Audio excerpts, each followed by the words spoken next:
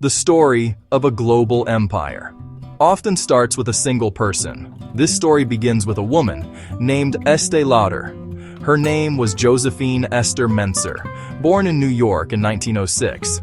She grew up with a clear vision. She believed every woman could be beautiful. She believed beauty products should be effective and high quality. That idea became the foundation of her life's work. She pursued it with unmatched determination. Her journey wasn't just about selling creams, it was about selling confidence. In 1946, after years of conflict, the world was rebuilding. That year, Estee and her husband Joseph Lauder started their company. They called it Estee Lauder Cosmetics. They began with just 4 products: super rich all-purpose cream, cleansing oil, cream pack, skin lotion.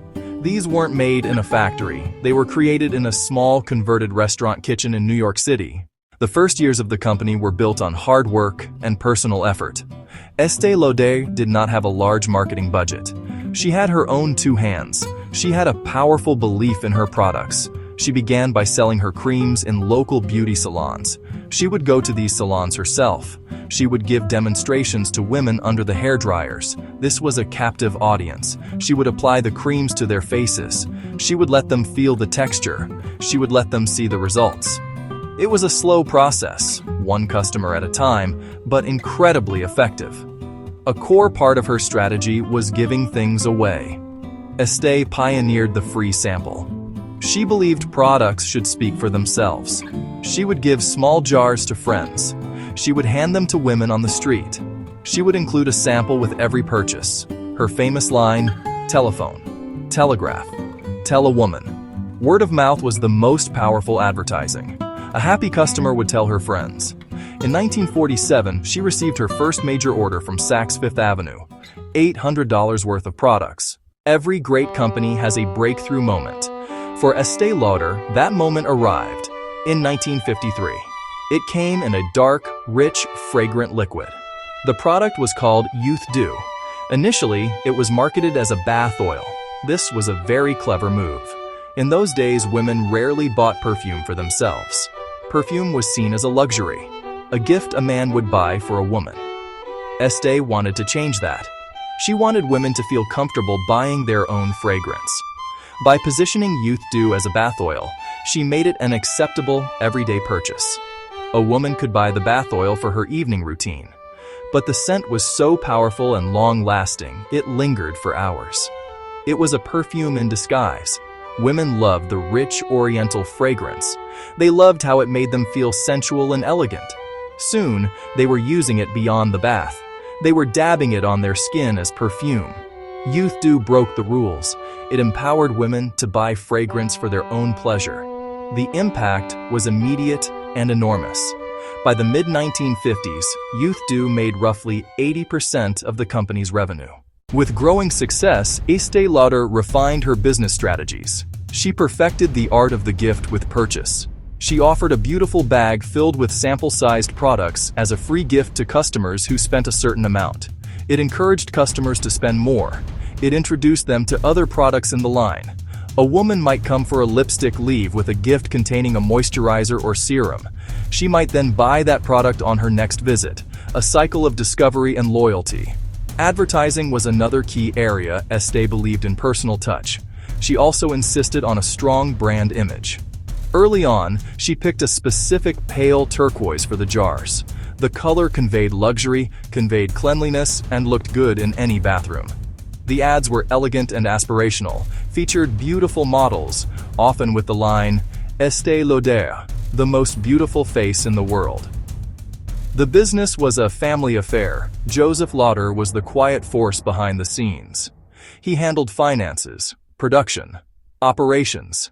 Estee focused on sales, marketing, product development. Leonard Lauder joined in 1958. By the 1960s, Estée Lauder was a dominant force in the American beauty market. But Estee's ambition did not stop at the nation's borders. In 1960, the company began its international expansion. The first move was into the prestigious Harrods department store in London. Just as she had done in the United States, Estee went there herself. She trained the staff, ensured the counter was perfect, and brought her high-touch philosophy to a new continent. The brand was an immediate success with British women, who appreciated its quality and sophistication. The company opened a counter in Hong Kong in 1961. It then moved into France, the heart of the luxury cosmetics world, and other parts of Europe. The strategy was always the same: partner with the best department stores in each country, meticulously train local staff, adapt marketing to suit local cultures, without compromising the brand's core identity. Ronald Lauder helped establish the brand's presence in new territories across the globe. The international growth during the 1970s and 1980s was explosive. The company entered markets in Germany, Australia, and Japan. It also understood the growing importance of travel retail. Estée Lauder counters began appearing in duty-free shops at major airports around the world. This helped build worldwide brand awareness, with pale turquoise jars and elegant gold lettering recognized from New York to Singapore. By the end of the 20th century, a company that started in a New York kitchen was a household name in over 100 countries. Estée Lauder's story is a remarkable example of the American dream.